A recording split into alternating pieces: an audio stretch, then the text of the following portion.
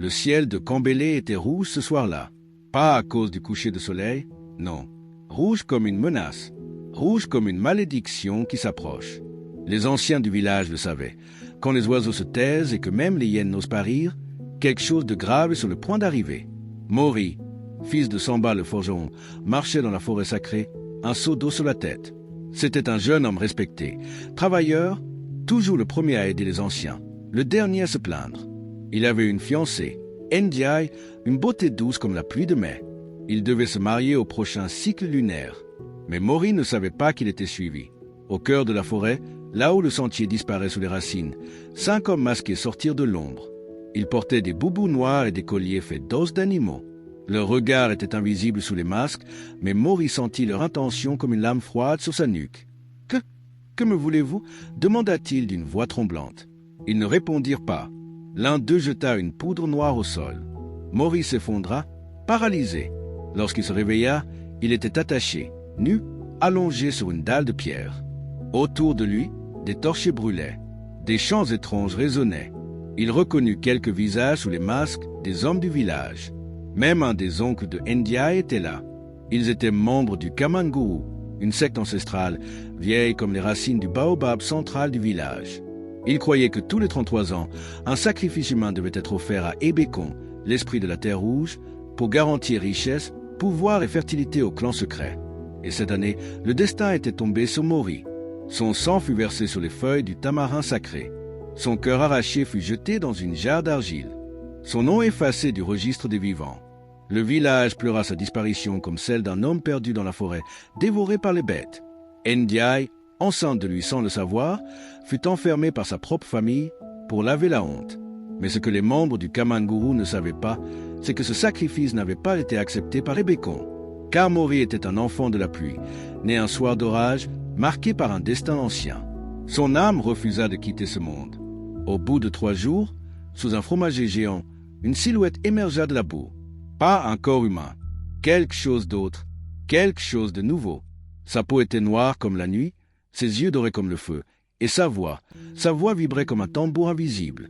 Il ne se souvenait pas de tout, mais il savait une chose, on l'avait trahi, on l'avait tué, et il devait revenir.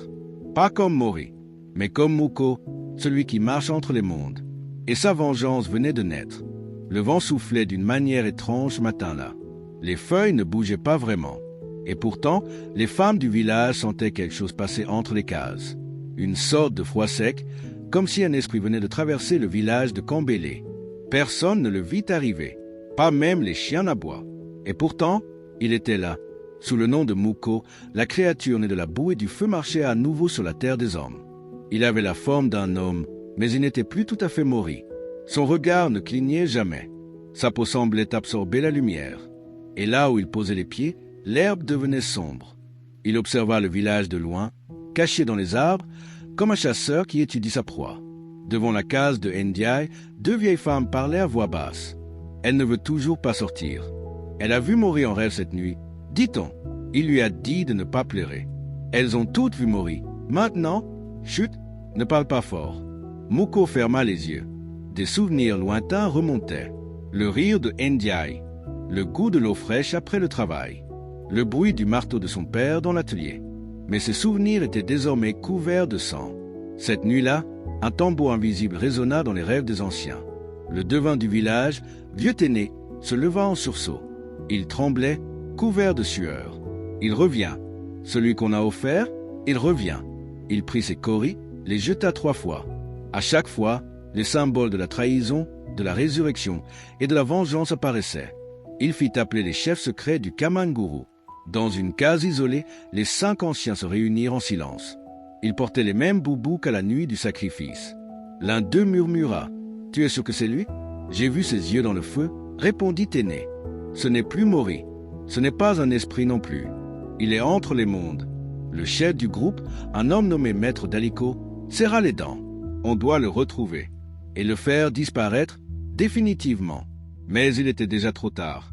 Au même moment, Muko entra dans la case du vieux Bakar, le plus jeune des bourreaux de cette nuit-là. L'homme dormait à poings fermés.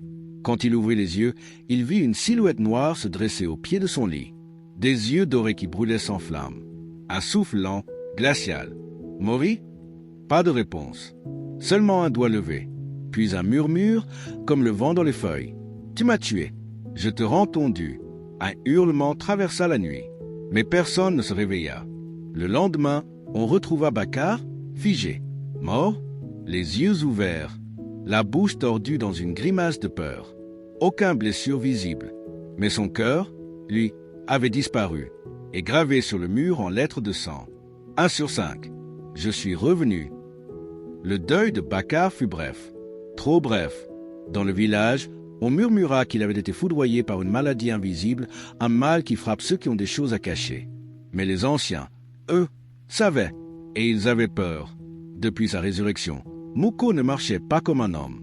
Il glissait entre les arbres, apparaissait dans les reflets de l'eau et laissait derrière lui une odeur de pluie et de terre brûlée. Même les enfants, sans comprendre pourquoi, refusaient de sortir au crépuscule. Le deuxième à tomber fut Yeli, un riche commerçant du village, l'un des initiés du Kamanguru. Une nuit, alors qu'il rentrait seul d'un marché clandestin, sa lampe s'éteignit brusquement. Le silence tomba, lourd comme une tombe. Il leva les yeux et vit rien, juste une silhouette debout au milieu du chemin, noire comme l'ombre, les yeux allumés comme 2 étoiles maudites. Qui est là » criait-il. La silhouette ne parla pas. Elle leva la main et le ciel tonna sans nuage. Le lendemain matin, Yeli fut retrouvé assis contre un arbre, vivant, mais muet, incapable de parler ou même d'écrire. Ses yeux étaient figés dans une terreur sans fin, et sur son torse, un mot était gravé au couteau. 2 sur 5. Les anciens organisèrent un rituel d'urgence au cœur du bois sacré. Un cercle fut tracé avec du charbon béni. Des chèvres furent sacrifiées, des chants récités. Mais rien n'arrêta la malédiction. Même le vieux devint aîné perdit sa voix cette nuit-là en tentant de sonder les esprits. Ce que les bourreaux de Mori avaient réveillé était bien plus qu'un esprit. C'était une force née de l'injustice, nourrie par le sang, protégée par les ancêtres. Pendant ce temps, Ndiaye, toujours enfermée par sa famille, fit un rêve. Elle vit Mori debout dans une plaine brumeuse. Il lui tendait la main et dans l'autre, il portait un enfant. Leur enfant. Elle se réveilla en larmes, le ventre noué. « Il revient », murmura-t-elle. « Il revient pour nous deux. » Et tandis que le tambour invisible battait de plus en plus fort dans la nuit, Muko continuait sa marche. 3 restaient encore. Et le 3e allait tomber avant la prochaine lune. Le vent du nord soufflait sur Kambélé. Les flammes du foyer tremblaient sans raison, les jarres se brisaient sans qu'on les touche, et les tambours des ancêtres résonnaient dans les rêves de ceux qui avaient quelque chose à se reprocher. Muko avançait dans l'ombre, mais sa présence devenait de plus en plus pesante. Les oiseaux ne volaient plus au-dessus du village. Les feuilles ne bougeaient plus dans les arbres. On disait que la nature elle-même retenait son souffle. Le 3e homme s'appelait Karifa. Il était herboriste, mais aussi empoisonneur discret au service du cercle. Il connaissait toutes les plantes, toutes les mixtures, tous les secrets du sol. C'est lui qui avait préparé la poudre noire ayant paralysé Mori le jour du sacrifice. Mais cette nuit-là, c'est le feu qui vint pour lui. Karifa se réveilla en sursaut. Sa case était remplie de fumée. Il toussa, se leva, tenta de sortir, mais la porte ne s'ouvrait plus. Elle était fermée de l'extérieur. Il se retourna et vit le feu. Un feu noir, étrange, silencieux, qui rampait sur le sol comme une bête vivante. Et au milieu des flammes, debout, Muko. Il ne parlait toujours pas, mais ses yeux, eux, criaient la vérité. Karifa hurla. Il implora les esprits. Il jura qu'il n'avait fait qu'obéir aux ordres. Il pleura comme un enfant, mais rien n'y fit. Lorsque les villageois arrivèrent, il ne restait que des cendres. Une case réduite au silence et, gravée à même le sol, dans la terre durcie par le feu. 3 sur 5. Le feu ne pardonne pas. Cette nuit-là, Maître Daliko rassembla les 2 derniers survivants dans une grotte sacrée. Il parla peu. Il savait que le temps leur était compté. « Il ne reste plus que nous 2, dit-il à son frère, l'ancien chef de guerre. Il nous traque. Et il ne s'arrêtera pas. » Son frère le regarda avec une peur qu'aucun guerrier ne devrait montrer. « Et si on quittait Kambélé?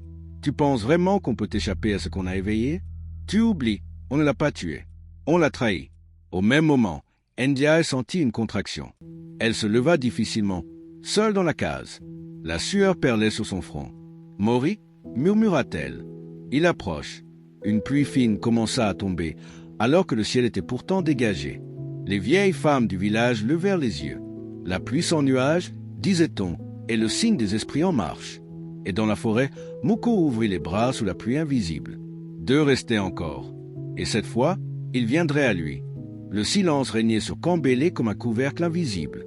Depuis la mort de Karifa, personne n'osait parler à voix haute après le coucher du soleil. Même les griots avaient cessé de chanter. Le nom de Mori, que l'on évitait de prononcer, s'imposait pourtant dans chaque regard, chaque cauchemar. Et son autre nom, Muko, se murmurait dans les coins sombres comme un mal ancien revenu réclamer ses dettes. Les 2 derniers hommes du cercle, maître Daliko et Beno le guerrier, vivaient maintenant reclus dans une grotte sacrée, loin du village. Ils avaient apporté des charmes, des colliers de défense, des poudres de protection. Tout ce que le savoir ancestral pouvait leur offrir. Mais aucun charme ne protège contre la vérité qu'on refuse de voir. Cette nuit-là, Beno fit un rêve. Il était jeune à nouveau. Il marchait dans une plaine dorée, le soleil sur la peau. Au loin, il vit Mori, tenant un tambour. Le jeune homme chantait doucement. Puis tout devint sombre. Le tambour éclata. Le soleil se changea en sang. Et Mori se transforma, lentement, en une bête noire aux yeux d'or, qui s'approcha lentement de lui en répétant une seule phrase. « Tu étais mon oncle. » Beno se réveilla en hurlant, en sueur, haletant. Il voulut parler, mais il ne put que vomir une gerbe de sang sur la pierre. Il mourut à l'aube, les yeux grands ouverts et les mains figées comme s'il avait tenté de se protéger d'un coup invisible. Sur le mur de la grotte, dessiné à la suie mêlée au sang. 4 sur 5. Même les forts tombent. Il ne restait plus que Daliko, le cerveau, le chef, celui qui avait planifié le sacrifice, celui qui avait menti à tout le monde, à commencer par lui-même. Il n'avait plus de voix, plus de sommeil, plus d'appétit. Il veillait, tremblait, priait, mais il sentait la présence. Il savait qu'il était le dernier. Ce soir-là, le ciel s'ouvrit, pas avec des éclairs, ni de la pluie, mais avec un immense nuage noir qui s'étira au-dessus du village, bloquant la lune. Le silence se fit total. Même les grillons cessèrent. Et au centre du village, devant l'arbre sacré, Muko apparut. Il ne se cacha plus. Il attendait, debout, droit, au milieu des ombres. Et dans le ventre de Ndiaye, l'enfant bougea, fort, comme si lui aussi appelait la faim. Maître Daliko n'était plus que l'ombre de lui-même. Le chef rusé et puissant du Kamanguru, celui qui dictait les règles, faisait trembler les anciens, et qui pensait pouvoir manipuler les esprits, n'était plus qu'un vieil homme recroquevillé dans sa grotte, murmurant à ses propres ombres. Il sentait sa fin approcher, mais ce n'était pas la mort qui l'effrayait. C'était ce qu'il avait vu dans ses rêves. Dans son sommeil troublé, il revivait encore et encore la nuit du sacrifice. Les cris de Mori, la chaleur du sang sur ses mains, le regard de Ndiaye quand elle a pris sa disparition. Et surtout, le regard du garçon, qui ne mourait jamais dans ses visions. Ce regard, il le sentait désormais éveillé. Cette nuit-là, Daliko sortit enfin de sa cachette. Il marcha jusqu'à l'arbre sacré, au cœur du village. Il savait où Muko l'attendait. Le village entier dormait. Mais les âmes, elles, étaient éveillées. Sous l'arbre, Muko était là, debout, calme, imposant. Ses yeux brillaient comme des braises, mais son visage restait impassible. Daliko tomba à genoux. « Mori, j'ai fait ce qu'on m'a appris. Le pouvoir, la survie du clan. C'était plus grand que nous. Pas un mot. Seulement le vent et les tambours invisibles. » Muko leva la main. Une lumière blanche s'échappa de ses doigts. Pas brûlante, pas destructrice, mais libératrice. Le vieil homme hurla une dernière fois et s'effondra, comme une feuille vidée de sa sève. Il ne restait de lui que de la cendre et un collier d'os tombé au sol. À ce moment-là, le ciel s'ouvrit enfin. La pluie véritable tomba. Une pluie chaude, bienfaisante. Dans la case de Ndiaye, l'enfant naquit. C'était un garçon. Il ouvrit les yeux en silence. Et ses yeux étaient dorés. Ndiaye pleura. Dehors, Muko leva les yeux au ciel. Son corps se mit à se dissoudre dans la lumière. Lentement, en paix, il n'y avait plus rien à venger. Le sang avait été lavé. Et une nouvelle vie, enfin, pouvait commencer.